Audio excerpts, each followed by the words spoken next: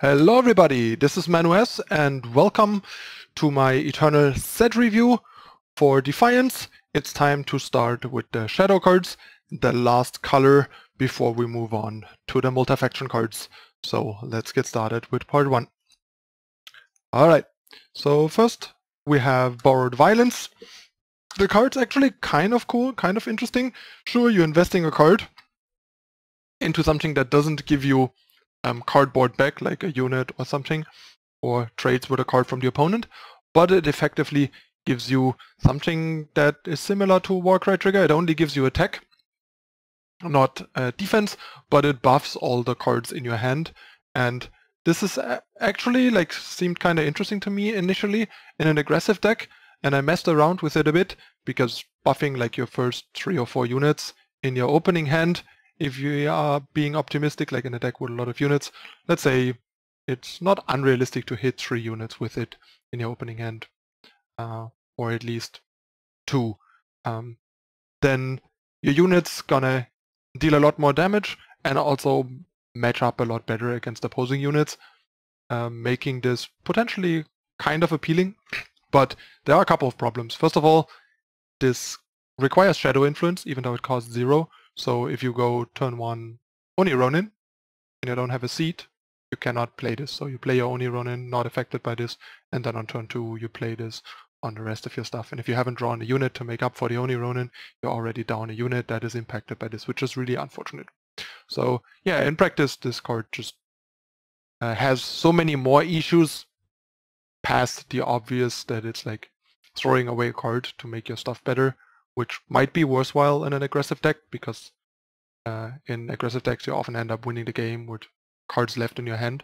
So throwing one away that doesn't cost you tempo but gives you additional damage and a better fighting chance on board could be worthwhile, but with all the other issues like not having enough units in hand or requiring Shadow Influence to use it, being in tension with the best, having tension with the best aggressive 1-drops in the game, all in all, ends up making this, not remotely functional, unfortunately. So gave up on the idea. But initially, it seemed kind of interesting. If this would have no influence requirements, it would definitely be much more appealing and potentially playable in a hyper aggressive deck. I think in limited, this is not remotely playable. Next we have Cabal Scavenger. It's a 1-cost 1/2. It's a gunslinger, so that's not completely irrelevant. It has lifesteal, which makes it a potentially nice target for weapons. And when you play a Relic, it deals 1 damage to the enemy player, which means it drains because it has lifesteal. But yeah, all in all, not very impressive. Sure, if you have a lot of relics, you can sort of make it virtually a 2/2 for 1 in terms of damage output, but that would require that the other half, the 1/2 body, can also attack for 1 damage, which it usually can't. So yeah, I don't see this card being remotely playable in either format really. I think the card's pretty bad. Next we have Dialwood Slasher. That's a much better 1-drop. It's a 1-cost 1/1 with Berserk, and Empower. With Empower it gets +1/+1. So this is sort of gonna play out like a Jack's Knife with Berserk. It obviously has up and downsides over Jack's Knife. You're not taking damage. It doesn't block, which is not that relevant, but it also requires you to have power to actually get damage in. And then the Reckless on a small unit like this actually can be quite problematic. You attack for 4 on the second turn, and then on the third turn it just kind of runs itself to death. That is problematic. But the fact that this can deal a lot of damage with combat tricks like Rapid Shot is pretty nice. And in the end I think this is going to play better than, say, Territorial Elf, because a 1-drop that has 1 health and even in combat when it's attacking usually has 2 is much better than a 2-drop that has 1 health even in combat, being a really big issue, since there's just too many things that punish that in this game. Even with like Auralian Merchant nerfed, taking one of the most punishing away, there's still plenty between like Initiate of the Sands, Temple Scribes, Grenadine Drones and stuff like that. So yeah, this is a much better Territorial Elf basically, I think. For aggressive shadow heavy enough decks that can play this usually on turn 1, this seems like a pretty solid and interesting option. I myself have messed around with it a bunch already since the set came out. In limited, if your deck is very aggressive, this could be worthwhile. Otherwise, this is unplayable in limited. Next we have Lethrael Lobotomy. Basically, different take on Combust. Here we have to sacrifice a relic instead of a unit, and it is single color, so you can put it into any deck that has Shadow. The problem is sacrificing a relic is kind of a big cost, so you need enough cheap relics that you can kind of throw away. The best option that comes to mind from the new set is Red Cage, that we're going to talk about in a moment. But yeah, we don't really have much or any relics that I can think of that have a payoff for sacrificing them. So yeah, this has a bunch of issues. But yeah, if you can somehow make it work, it seems like it could be an amazing removal, because 1-cost removal that kills anything that isn't even bound to a second color is definitely pretty nice. Like Combust has been amazing, and in the right deck this could be as good or even better. But yeah, maybe we will get more relic support for this in the future that might make this more playable. Next we have the Red Cage that I just talked about. So Red Cage actually is a relic that kind of gives you something, so throwing it away once it doesn't do anything anymore, it's decent. Like you play this into 1 or 2 other relics, and then you're out of relics, and then you just sack it to Lobotomy to fuel that as well. Problem is getting a 1/1 unblockable from this, pretty bad. If you have a second relic and you get a second red, we're talking like bad Grenadine Drone, and once we get a third trigger, we start talking like real card. So that's quite a lot actually. So I'm not sure, but the card at least has some interesting aspects. Like it seems like a pretty solid option for a bunch of the relic synergies, and yeah, it's another card that helps you potentially go wide. So definitely a card to keep in mind when trying to experiment with certain synergies, but outside of those, the card's pretty bad. And limited, basically the same. Next we have Secret Passage, another cheap relic for the relic synergies that could also work in conjunction with Red Cage and with Lobotomy. On summon you give one of your units unblockable, and then once per turn you can pay 2 to give one of your units unblockable, and then you have to sacrifice the unit at the end of the turn. So basically you get 1 free attack, and then you can just use this to throw away your units to finish off the opponent effectively. And also it's a cheap relic that enables relic synergies, triggers Red Cage, and you can sort of throw it away after it made a red and got you some damage in with Lobotomy, for example. But all in all, these cards still just are a bit too low impact and dirtily for what matters in Eternal, so I don't see this being a thing for now. In Limited, this seems better because the potential to just make all your guys unblockable once to finish off the opponent is pretty strong, especially if the game is stalled out a bit. You just kind of start throwing creatures, units at your opponent to kill them, which can be pretty powerful, and it's hard to stop. So this seems pretty interesting in Limited. Next we have Weary Spitling. It's a 1-cost 1/1 that on end tomb turns into a 3/3 flying. This is clearly meant to push Wisp synergies, especially with the 4-cost Radiant that returns a Wisp from the void. So you just play this, it dies, then you return it as a 3/3 and keep cycling it with like Shadowlands Guide and Dark Return and stuff. But this strikes me as too much work and too cute for what you get, especially because you still invest a card into a 1/1 initially, which is pretty bad. I guess you could, I don't know, use the 1/1 to fuel something like Combust, but then you're still throwing away cards. Like resource-wise, this card has quite a bunch of issues, and the payoff is just not that big. Like putting in all that work to get like a 3/3 flyer, not great. Like we have 3/3 flyers for 3 that silence things in Enforcer. That seems pretty hard to keep up with. So yeah, cute card, but not a particularly good card. Creepy artwork though. In Limited, even less so, because it's even harder to yeah, make this work and get value out of it past the 1/1.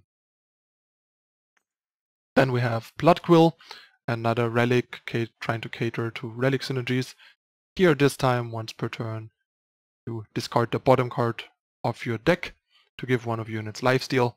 Seems like a steep cost, 2 power to give one of your units lifesteal. And on summon you discard the bottom 2 cards of your deck. So I guess it's like reverse milling. I assume that they made it bottom cards, so it's harder to sort of mill cards in a controlled fashion, because it's easier to know what's on top of your deck and then mill that than what's on bottom. Like on bottom, sure, you can kind of like scout to the bottom or strategize to the bottom. That's like the two that I can think of the most. But yeah, I feel like this is a choice of cards to make it a little less abusable, or ways that this is not necessarily meant for, I guess.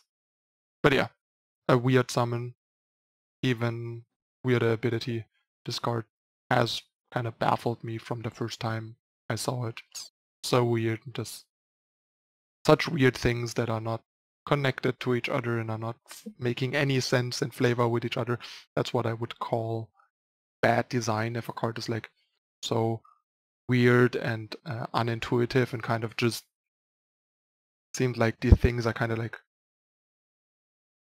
yeah, latched on there together in a random fashion and there's no connection between them, and you don't look at a card and like, hey, yeah, this makes sense, this is what a Blood Quill does, or lifesteal and milling bottom cards of your deck makes sense together. Like, no, it does not. Like, nothing about this card makes sense, really. It's just weird on all levels and in every way.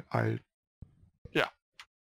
It just feels like they, for whatever reason, randomly wanted these two things on a card and then rolled the dice or the random name generator on name and artwork. Like, nothing of this on this card fits together and makes sense within the context of the whole.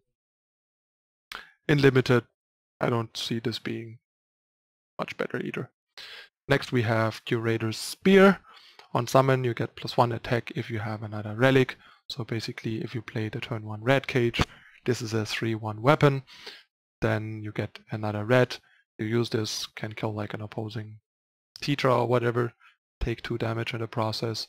Maybe if you kill a 2 attack 2 drop, you only take 1 damage. But yeah, all in all, not that impressive.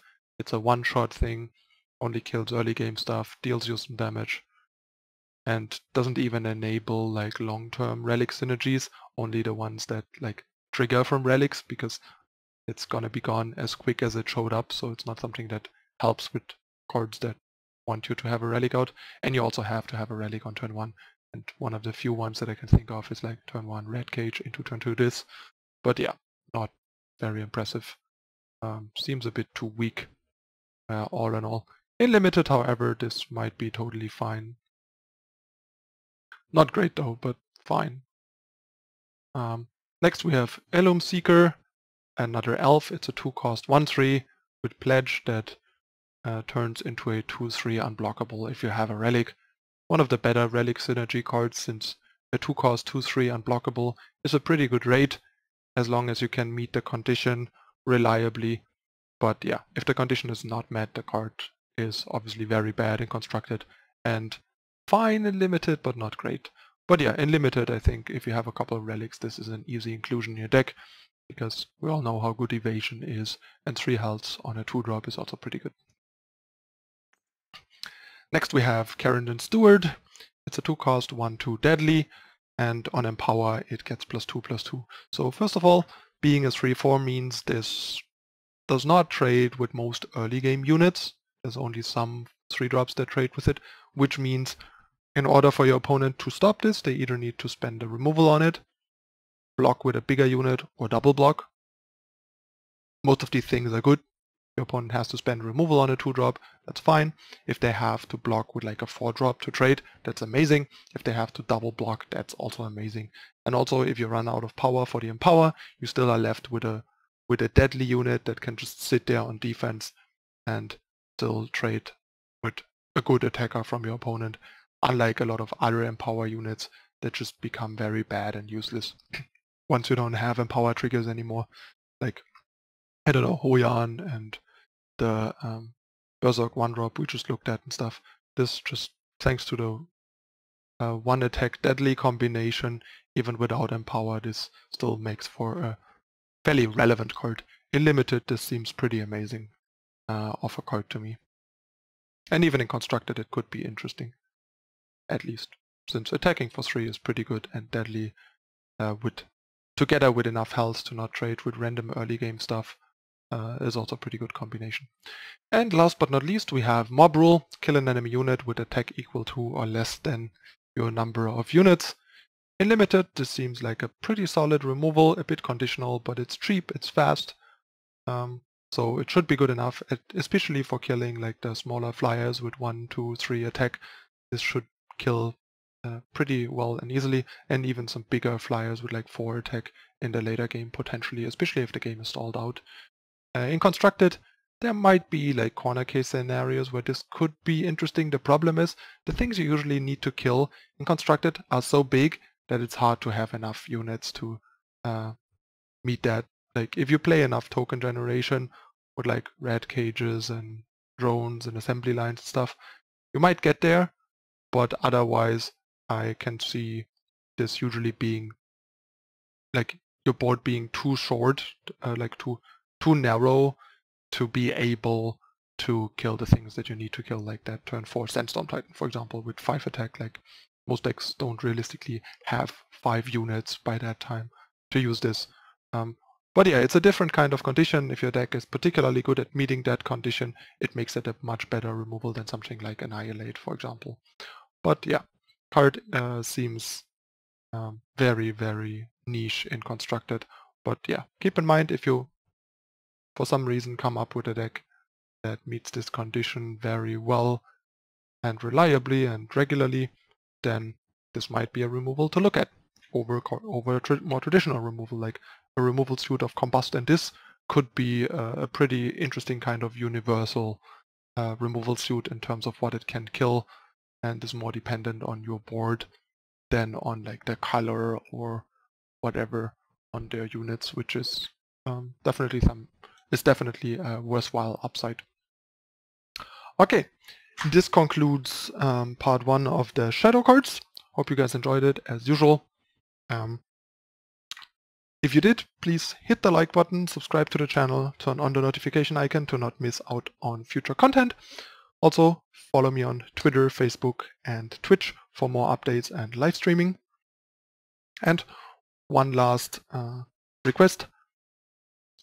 Please help support the free content by whitelisting eternaltitans.com and YouTube on your ad block to help support the content with ads. That would really help a lot. Okay, that's it again for today. I'll see you in the new year tomorrow with part 2 of Shadow. I'm your host, Manu S. Thank you for watching. See you next time.